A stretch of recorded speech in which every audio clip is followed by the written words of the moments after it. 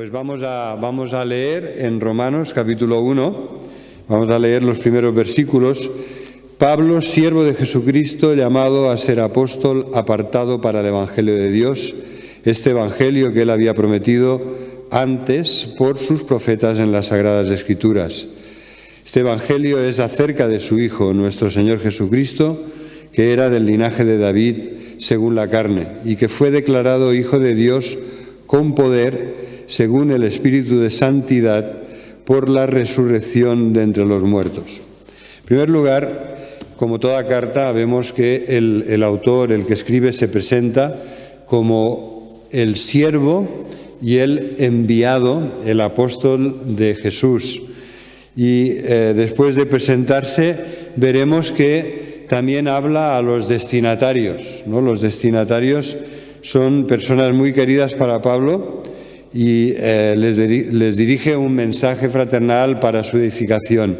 Pero quizá lo que más nos llama la atención es esta respuesta que Dios espera de cada uno de los que le conocemos, a cada uno de los que Él se quiere manifestar, las respuestas del ser humano al Dios que le habla.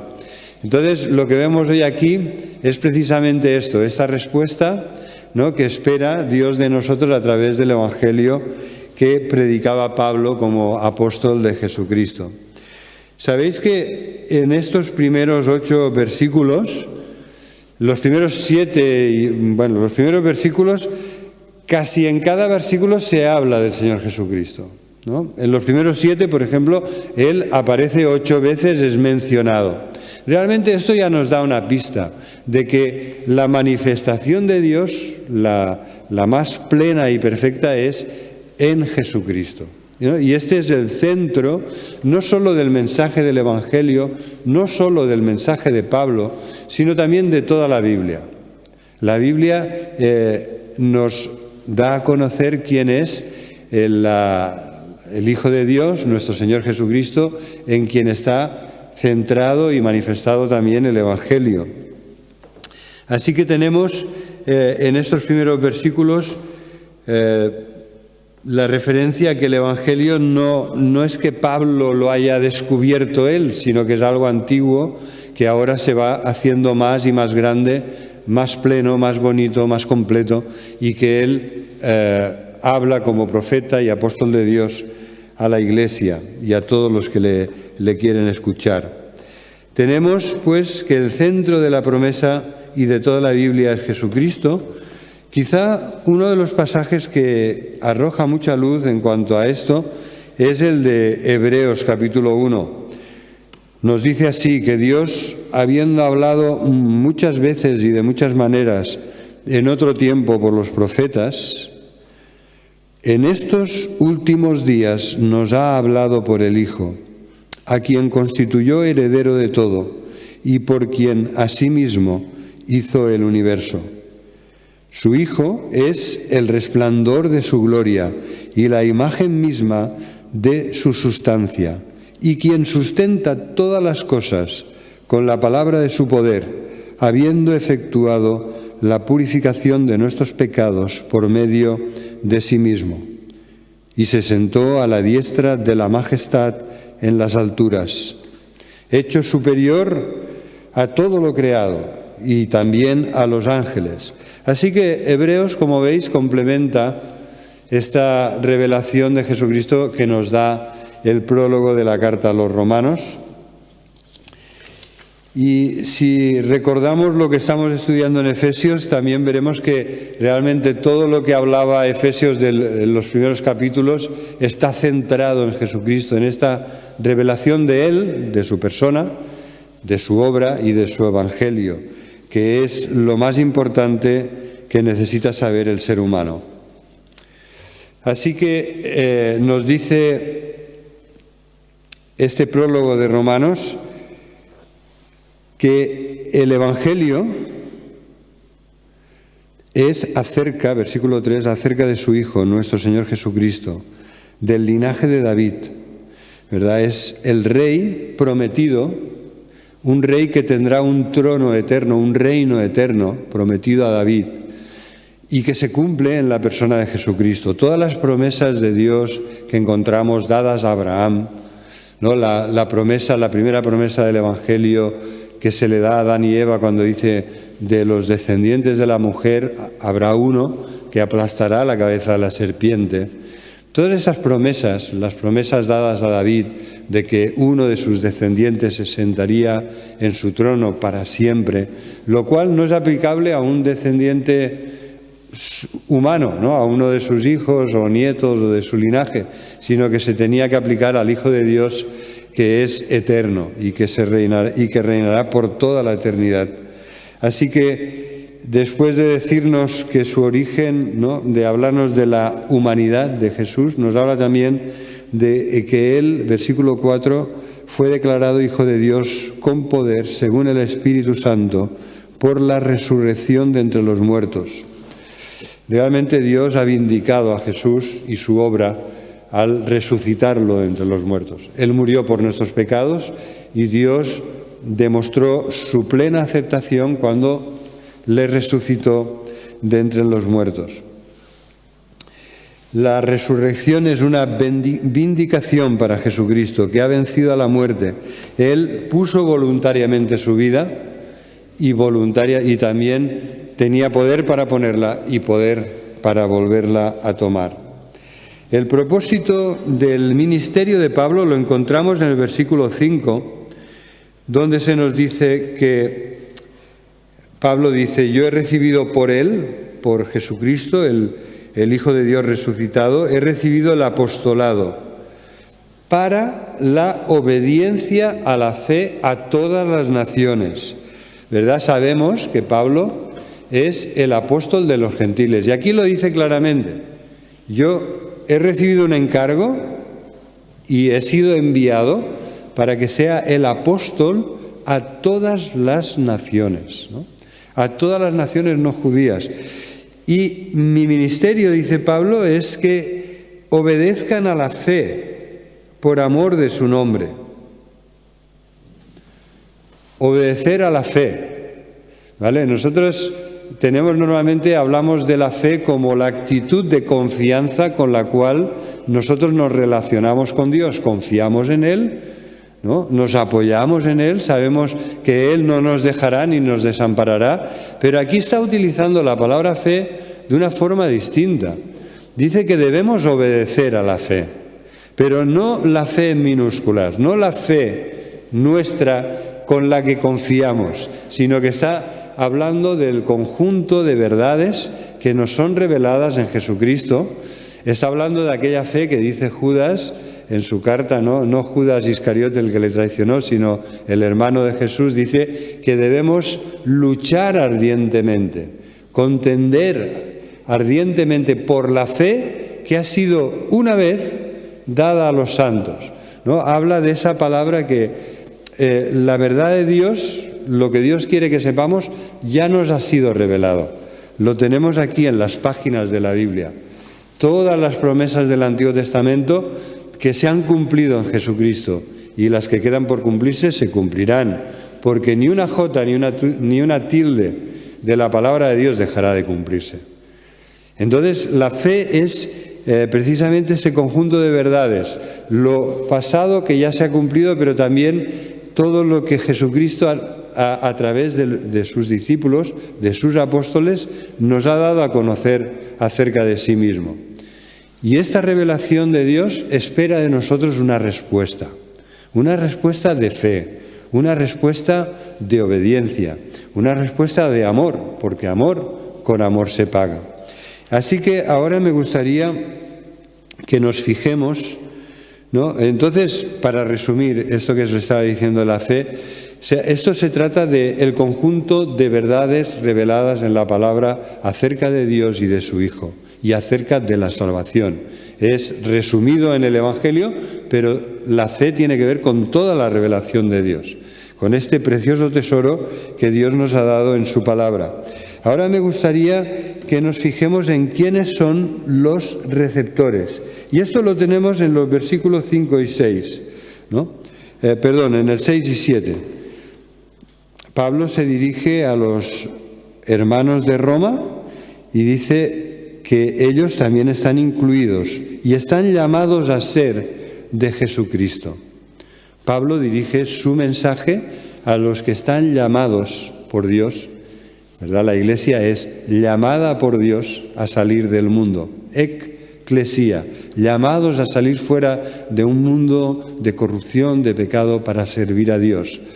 Se cumple lo que Dios había dicho a su pueblo en la antigüedad: deja ir a mi pueblo para que me den culto.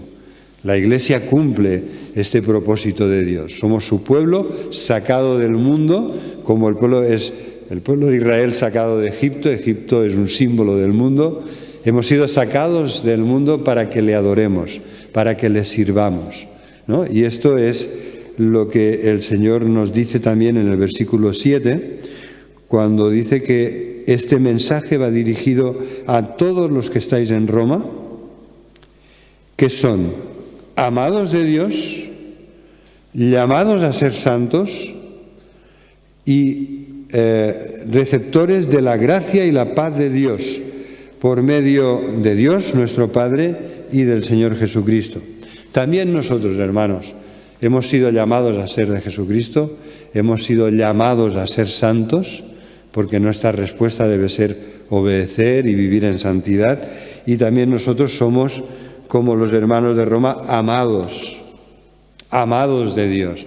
Hemos sido amados con un amor eterno, y este amor es lo que ha movido el corazón de Dios a misericordia para redimirnos a través de Jesucristo. Así que ahora me gustaría que nos fijemos en la respuesta de oración. De hecho, hoy es un culto de oración y dentro de unos pocos minutos pasaremos a orar. Y vemos aquí en esta parte de la carta que realmente se espera, no solo cuando Dios se manifiesta en Jesucristo, se espera de nosotros una respuesta de fe, pero también de amor y de obediencia. Y de oración, ¿no? Vemos ahora a un Pablo que pasa de presentarse a orar. Así, sin más preámbulos, él una vez les ha dicho quién es y cuál es el propósito de su ministerio, se pone a orar y lo hace así. Primeramente, versículo 8, primeramente doy gracias a mi Dios mediante Jesucristo con respecto a todos vosotros, de que vuestra fe se divulga por todo el mundo. Vale, entonces aquí, si podéis ver la diferencia, cómo se utiliza de una forma diferente la palabra fe. Aquí es la fe con la que ellos confían en Dios, y por todo el mundo es conocido, es sabido, de que en Roma hay un nutrido grupo de personas que aman a Dios y confían en Él.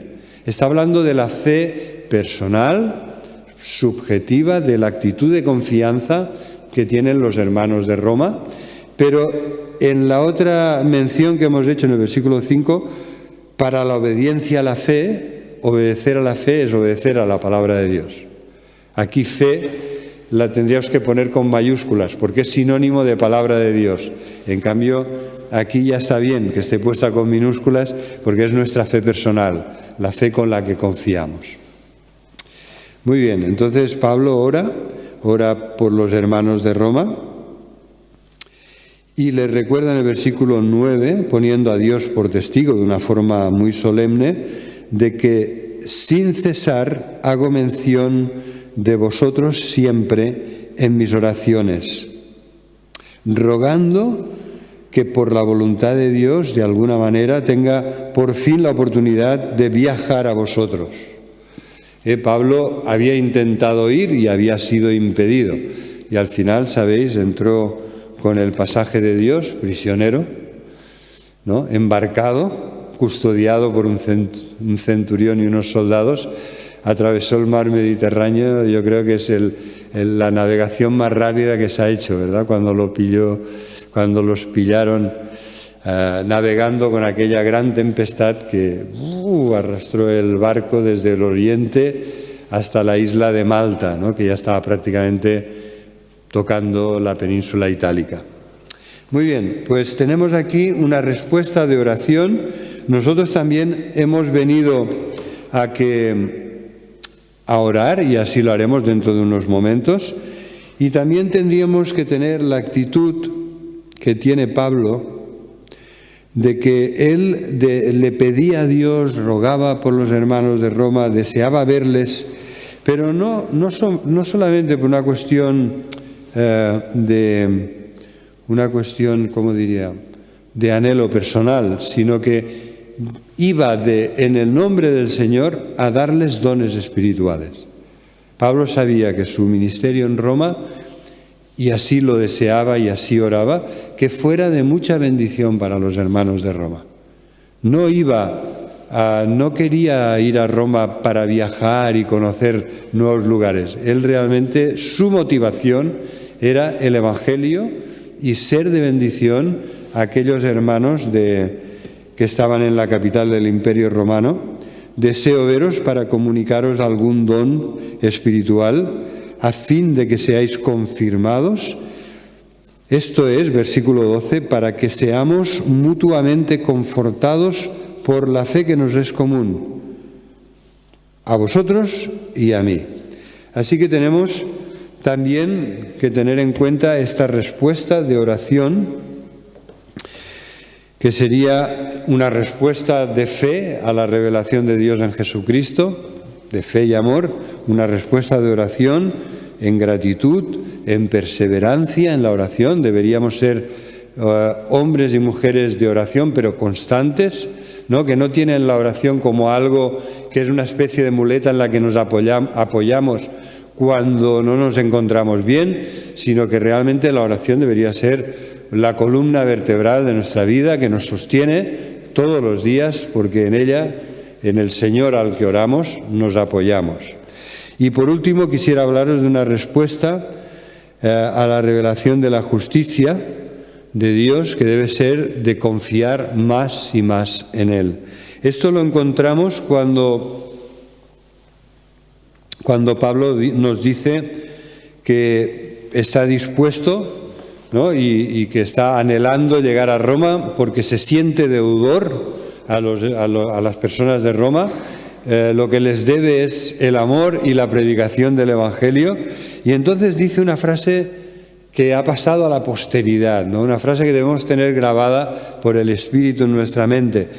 No me avergüenzo del Evangelio, hermanos, porque no me avergüenzo del Evangelio, porque es poder de Dios para salvación a todo el que cree, ¿no? Y con esta convicción profunda, Pablo ha dado la vuelta una y otra vez a lo que es el Imperio Romano en la parte mediterránea, ¿no? Él ha hecho esos viajes en la parte de Asia Menor primero, después pasó a Europa y ha llenado con el Evangelio numerosas ciudades de Roma, del Imperio Romano, y ahora quiere ir a Roma, a la capital, para hacer lo mismo, con la convicción de que no es lo que él haga, no es lo que él diga, sino que el Evangelio en sí mismo tiene poder, ¿no? Cuando nosotros predicamos el Evangelio, esto va a traer un fruto para la gloria de Dios, porque lo que hacemos tiene poder,